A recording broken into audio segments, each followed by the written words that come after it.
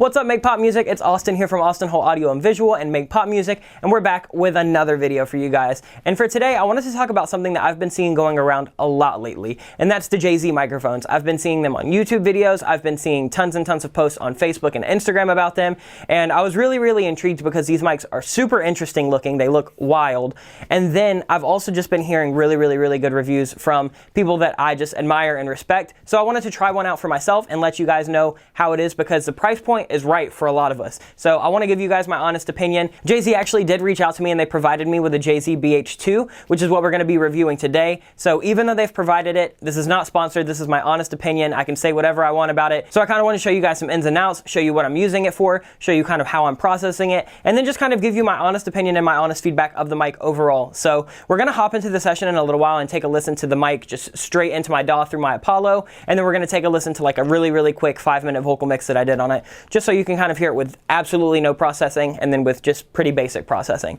But before we do that, I want to tell you a little bit about the mic, that way you at least know what you're going to be listening to. It's the JZ BH2, and basically this is a large diaphragm condenser. It's going to work super well for vocals, male and female. It's going to work really well for acoustic guitars, overheads, any kind of stringed instruments like violin, anything like that is going to be killer. This one, the BH2, actually doesn't have any polar patterns or a dB pad, so I'd be careful about using it with something like drums since there's no 10 or 20 dB pad, and there's really no polar patterns to control. If you're looking to do that, I think they have a BH1 that actually has all of those kind of features in it just for a little bit upgraded price. So maybe check that one out if you're wanting something to use on drums, snares, toms, anything that's going to be really loud. I probably would go with a BH1 just because that one's going to have the dB pad, and you've also got the polar patterns to control how much you're actually capturing in each direction. So let's go ahead and just talk about this a little bit. This is the BH2, like I said, LDC, really good for vocals. It's super standard, cut and dry. I love this mic because honestly it's super clean. It's not going to be like other mics that you're getting, you know, a vintage tube mic or something that's really saturated.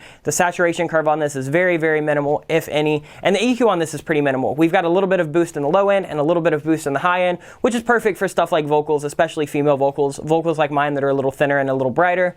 I really like it. So I am reaching for this mic a lot when I just want to do a quick vocal tracking. This straight into the Apollo is normally magic for me. The cool thing about JZ microphones is that they're actually all handcrafted and hand tested, and they're made in Latvia from the company, so it's super sick. It's a smaller company, so I love supporting these smaller companies. I also love, of course, going to my big box stores and just getting the standards, but it's nice to get something that not everybody's using, especially something like this that's so clean and so versatile and so well-rounded. So this mic's actually coming in at 999 euros, which is a little bit under $1,000 in American dollars. So it's really nice. To me, it's such a clean microphone that you can use. It's super versatile. It's one of those mics that I feel like every studio that's small and kind of has a smaller collection of microphones should have, because yeah, the U67s and the U87s and stuff like that are great, but they're known for their character. So if you have one of those and you drop, $3, $4, $5 on a microphone and the character is amazing on some vocals, and then you get somebody else into track and suddenly they don't sound good through your $4,000 or $5,000 microphone, it's kind of a bummer because those microphones are really meant for specific applications,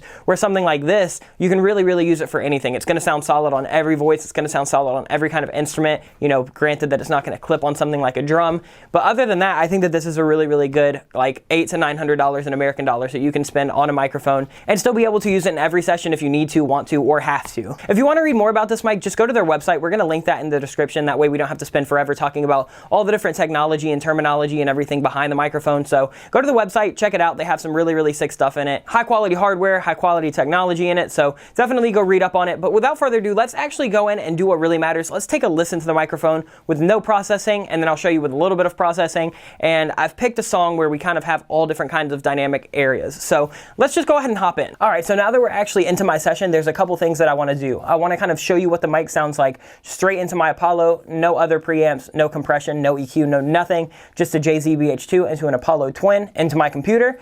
Then I'll kind of want to show you guys what it sounds like with some minor processing, what exactly I did for the processing, why I did that, and then just kind of compare and contrast, the complete raw vocal to something that's a really quick vocal mix. So this is like a 5-minute vocal take just for this tutorial, 5-minute vocal mix just slapped on my usual suspects, and then we'll kind of go through and I'll show you exactly what's happening actually with the mic. So I want to go ahead and just show you guys kind of what it's going to sound like at the end after all the processing, then we'll start listening to it raw. So we're going to run through the song real quick. I've been thinking too much lately,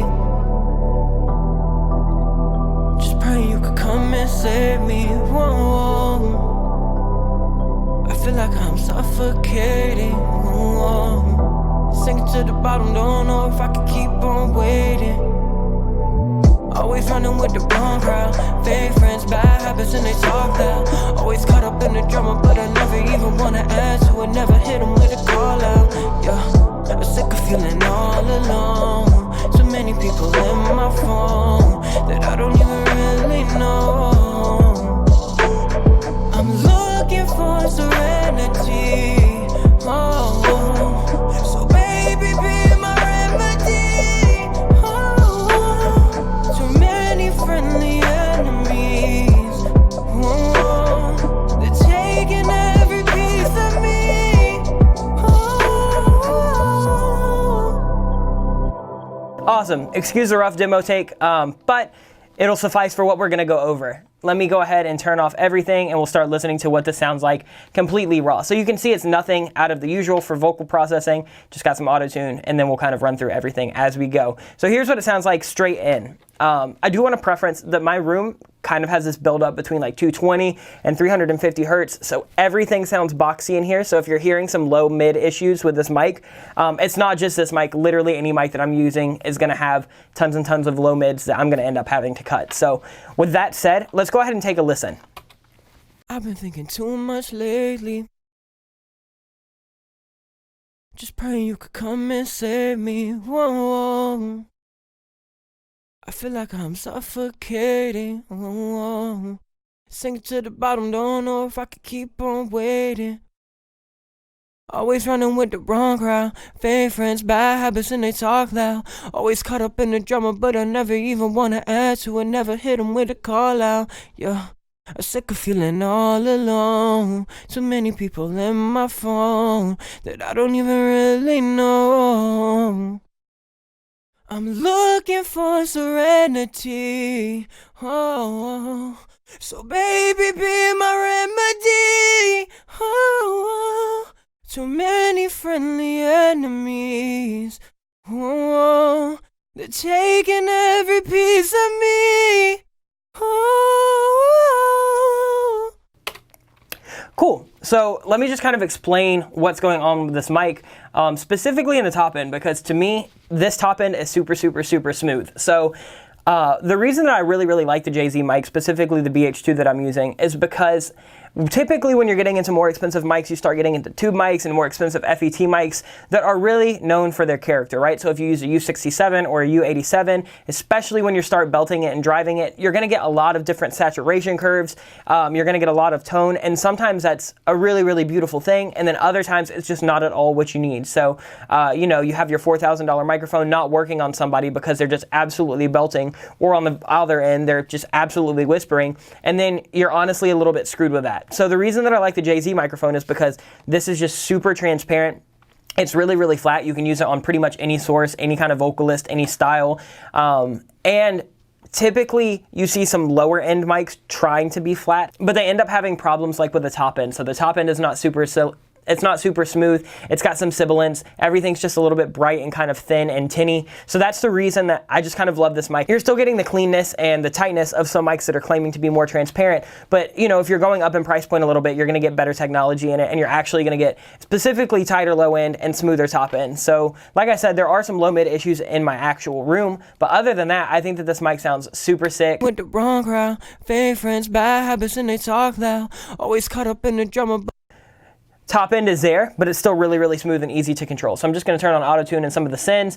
We've got a long reverb, short reverb, stereo delay, vocal slab delay, and then a vocal parallel widening. So it's the usual suspects. Here's what it sounds like with no other processing. I've been thinking too much lately. Just praying you could come and save me. So watch how quickly this tightens up. So I'm just gonna throw on Slate VMR, and then I'm gonna have the FG in, just kind of cutting it at 100, so we're not getting really anything below that, just no rumbling from my room, no AC noise, none of that kind of crap. And then we're gonna go ahead and cut like 2 dB at 180, and then we're gonna go ahead and cut like 1.25 dB at like, what, this was at like 350, 366 is fine. And listen to how quickly this tightens up. I've been thinking too much lately. Running with the wrong crowd, fake friends, bad habits, and they talk loud. Always caught up in the drama, but I never even wanna add to it. So just taking a little bit of that low end out and then just adding some compression to tighten it up. Like this mic, if you were recording with the EQ and compressor straight in, you could easily use this in the mix. Let me go ahead and show this in the entire mix. Always running with the wrong crowd. Fake friends, bad habits, and they talk loud. Always caught up in the drama, but I never. But since we've gone ahead and we've kind of added a lot of compression, I do want to go ahead and de-ess this, and we're just using Pro De-esser, and we're just going to attack that like 6 to 12K. Never even wanna answer it, never hit him with a call out. Yeah, I'm sick of feeling all alone. So many people in my phone. And then I prefer my vocals a little bit thinner and more scooped personally, so you could easily stop here and have a vocal that's just ready to go. I added Pro Q though and just took out a little bit more low end that we were boosting with that 2A, and then scooped out like 3.5 dB at 130, 2 dB at 220, and 2.5 dB at 450, and then just like 2 dB at 2300. So here's what it sounds like with all of that, just because this is kind of where my room starts getting involved in this low mid section. You'll hear it specifically in this. Watch this. This is disgusting. So my personal voice mixed with this boxy room, I always have issues there. With other mics that I've used before, I'm ended up cutting 5, 6 dB in that area. This one's pretty flat overall, so I'm only having to do like a 2 dB dip there, which is not bad at all. You can see this is pretty minimal processing. You could come and save me. Whoa. And the reason that I mix my vocals a little bit thinner in general is because I end up adding a lot of delay and reverb. And if I'm not having a little bit thinner vocal going in, it tends to get really, really muddy in my mix. So I like my vocals a little bit brighter and a little bit more controlled on the low end. This mic is perfect for that because it's overall really, really flat. So just a couple dB of scooping in those low mid areas, and I'm good to go. And since the top end is so smooth and so bright, I don't really have to boost anything there. I'm getting that airiness, I'm getting that silkiness, and then I'm good to go. Then I just added one more compressor, just a 2A to kind of squeeze it, 3 to 5 more dB in areas. Running with the wrong crowd. Fake friends, bad habits, and they talk loud. Always caught up in the drama, but I never even wanna answer it, never hit him with a call out. Just to tighten it up a little bit more, and then since I've compressed it again and EQ'd it a little bit more and took some of those low mids out, I want one last de-esser just to catch any of that sibilance that might be peeking through, since we have a little bit less low end and it's a little bit more compressed. And then overall, the JZ BH2 with some minimal processing. I mean, this is all stuff that you could easily do with stock plugins if you didn't even have these. That all done sounds like this. With the wrong crowd. Fake friends, bad habits, and they talk loud.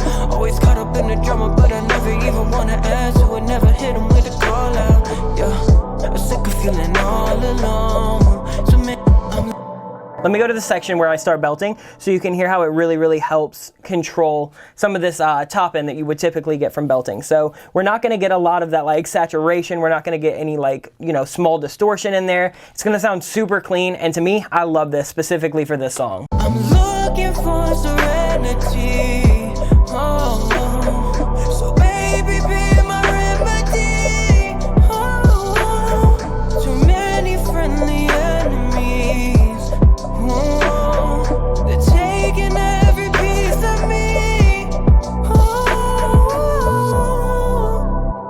So I love how clean that is. It gives me tons of options. If I want to add a little bit of grit, I can go ahead and add something like Decapitator or a tape machine or some kind of virtual console, and then you're going to get a little bit of that warmth and grit and texture. But I love having the option of a clean mic, just so, if I have a female coming into track, if I have a male that's, a rock powerhouse, if I've got somebody like me that's a thinner R&B voice, I can easily pull that out for any of those applications. I can go ahead and put it on a stringed instrument. This would sound incredible on acoustic guitar or on a violin or something like that. So if I'm using it on those sources, maybe I'll pop on Instagram and kind of show you guys. I'm hoping to record a violin really soon for a track that I'm working on. So if I'm doing that, I'm definitely reaching for the BH2, and if I do, I'll kind of update you guys with how it handles that. But just in terms of vocals for pop tracks, to me, clean mic, super good price point. I mean, it's not low end, so you're still getting quality when you actually go up a tier, but you're not getting into $3,000, $4,000, $5,000 microphones that are really only good for a handful of applications. So I say go ahead and spend the 999 euros or like the $800 in American money, and then just go ahead and cop it, because there's really nothing that you shouldn't be able to use it on. So that's what it sounds like with absolutely nothing, and then with just a running demo vocal mix. And hopefully you can hear some of the ins and outs of the microphone. If you like it, let us know. But that's going to do it for the review of the JZ BH2. Awesome. So as you can see, the JZ microphone really handled my vocals well for that song. Like I said, my vocals tend to have a little bit more lower end in that kind of 200 or 300, so as we processed it, you see me scoop a little bit of that out. It's also the room that I'm in. I'm just in a boxy ass room, so it's really nothing to do with the microphone. It happens with almost every mic that I track in. I have to subtract that quite a bit, but other than that, I mean, the mic is super flat, super clean. The only thing is I wish that for the price point it did at least have like a dB pad, or maybe, you know, 1 or 2 extra polar patterns, just so we would have some more to choose from. But other than that, I mean, for the price, you're getting an insane value because you can use it on almost anything that you would ever want to. Sounded super sick on my vocals in the quiet sections. It sounded awesome in the louder sections. You're not getting a lot of that saturation buildup when I start belting that you would hear in something like a tube mic. So to me, it's really clean, really easy to use, really easy to process. And if you've only got under $1,000 to spend on a mic, I would say that this has to be my go-to, just because it's the easiest mic that you can get that will work for everything,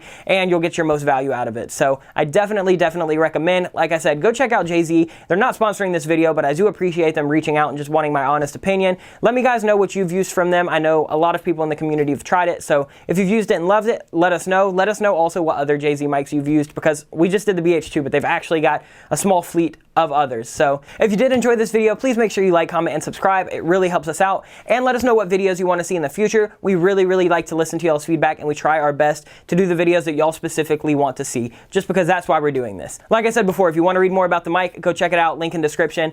They're not sponsoring us, but go show them some love, because we do really appreciate them reaching out and wanting our honest opinion. But that's going to be it for this video, and we will see you guys next time. Much love, make pop music. Peace out. All the glitters isn't gold, I'm losing control. Nothing is making me whole. All the drama and the stress, my life is a mess. The pressure is crushing my chest. I'm exhausted and I don't know what to say, cause I got everything I ever fucking wanted, but I pray to find some peace of mind. Peace of mind. And I gotta find some peace of mind. Peace of